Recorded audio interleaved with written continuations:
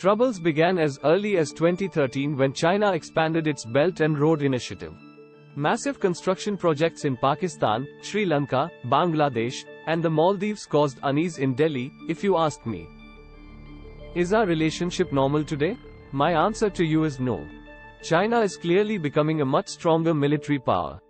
India has also stepped up its participation in the Quad, which is a group of 4 countries including the US, Australia, and Japan. Hi everybody, we know how China started with something called the Belt and Road Initiative to conquer the world trade. Now, just to give you a quick recap, firstly, China strategically used Djibouti, Sri Lanka, Myanmar, and Pakistan's weak economic situation to surround India.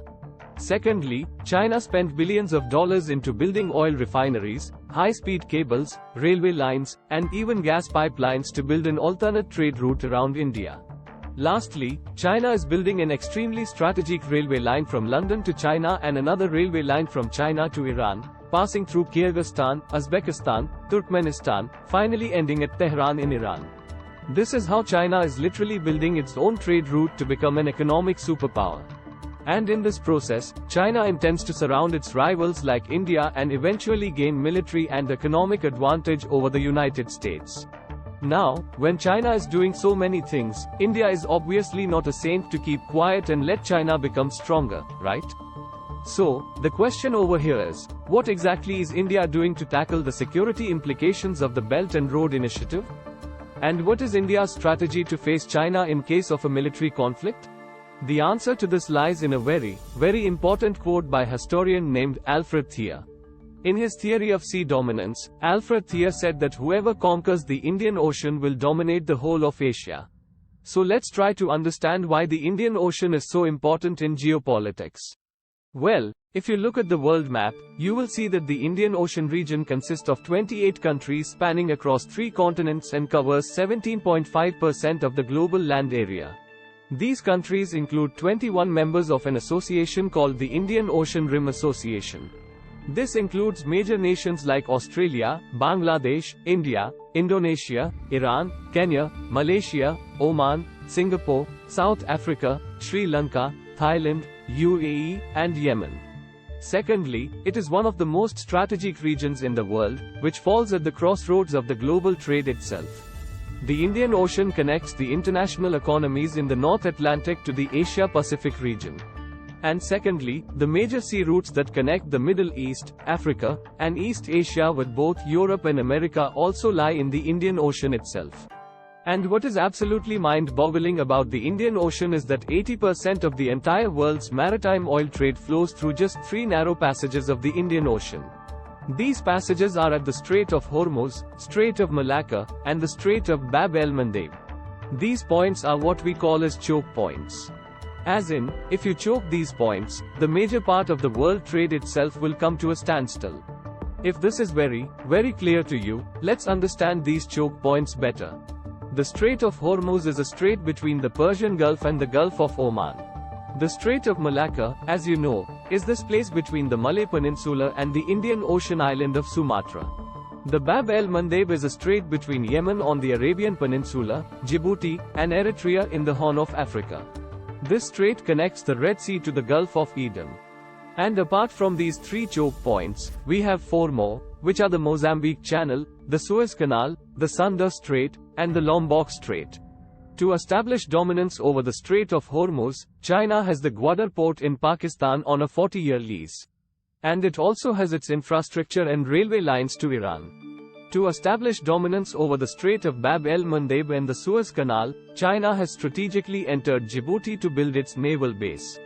And then, to capitalize on the Strait of Malacca, Sunda Strait, and the Lombok Strait, China has made a strategic alliance with Indonesia to build its infrastructure projects.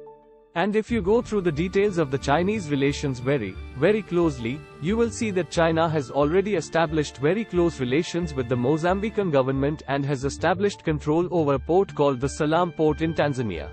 So, in short, the world trade can be stopped within a jiffy if you have control over these choke points in the Indian Ocean. And at the same time, if you do not have control over these points, your enemy can block your trade in no time. And quite evidently, China has slowly extended its dominance over all these choke points. This is the reason why the Indian Ocean is an extremely crucial region with respect to maritime trade and, more importantly, for India because of China. But the story does not end here. Apart from maritime trade routes, the Indian Ocean contains some of the most precious resources in the world. In fact, a large portion of the resources of the Indian Ocean is yet to be explored. And it is said that 16.8% of the entire world's reserves and 27.9% of natural gas reserves are in the Indian Ocean itself. And this is where the Indo-China conflict comes in. The string appears here very simply is that China is trying to encircle India with a number of naval bases and surrounding countries in such a way that it's like a string of pearls around your neck. There is a Cold War that is created between India and China. This is what is being called the string of pearls theory.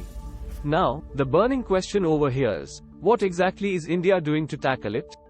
Well, instead of openly and boldly announcing its strategy like China, India has been slowly and steadily operating in a stealth mode with something called the necklace of diamond strategy. Well, for those of you, here's why the Prime Minister of India spends countless hours traveling all around the world. First, let's start from countering China's strategic placement at Gwadar and Djibouti. For this, India has very cleverly placed its base over here in Oman. And here's where we have the Duqm port. The Duqm port is where India's important crude imports flow from the Persian Gulf. This place is strategically located on the southeastern seaboard of Oman and is overlooking both the Arabian Sea and the Indian Ocean. And all thanks to India's relation with Oman, we have military access to this port, which makes it a great defense point. Then we come to this region that is close to the second choke point, which is the Mozambique Channel. In 2015, Modi signed an agreement with the Seychelles president to develop a place called the Assumption Island for military use. But unfortunately, after this deal was done, there were a lot of protests. Then we come to perhaps the most important choke point of all, which is the Strait of Malacca, and the other two choke points right beside it. Here's where we have the Changi Naval Base, wherein, in 2018, Modi signed an agreement with the government of Singapore. This agreement has provided direct access to the Indian Navy itself. So while sailing through the South China Sea, the Indian Navy can refuel and rearm its ships through this base. This is followed by the Sabang port in Indonesia. And again, in 2018, India got military access to the Sabang port, which is located right at the entrance of the Malacca Strait. So theoretically, we have a firm grip over the Strait of Malacca. So choking this point is like choking the Chinese economy itself. After that, we have the Indo-Vietnam Diamond.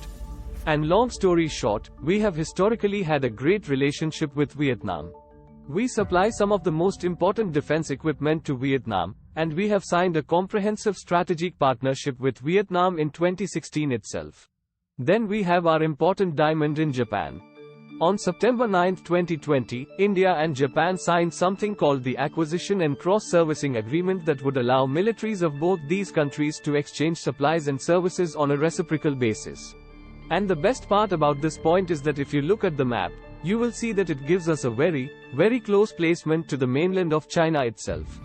And then we have Mongolia, where Modi ji became the first Indian Prime Minister to visit. And more importantly, India has established a very strong relation with Mongolia by giving out a $1 billion credit to develop an air corridor for Mongolia. And lastly, we have the Chabahar port in Iran. And if you remember from our China video again, Iran is also a part of the Chinese BRI initiative wherein they have a railway line from China to Iran, passing through Kyrgyzstan, Uzbekistan, Turkmenistan, to finally ending at Tehran in Iran. So, in 2015 itself, when Iran was facing crippling economic sanctions and diplomatic isolation, India agreed to develop a deep water port in Chabahar on the Gulf of Oman. And as a part of this deal, Modi ji visited Iran and signed the agreement worth $500 million to develop this port and related infrastructure. And if you see, it's not just strategic with respect to China's infra in Iran, but also very, very close to the Gwadar in Pakistan. Now, if you connect all these points together on the world map, you will see that it's literally a necklace around China. And more importantly, they are strategically located points that can be used to counter the Chinese in case of any military conflict. So, it is a very, very significant step to make sure that the dragon is not left completely loose.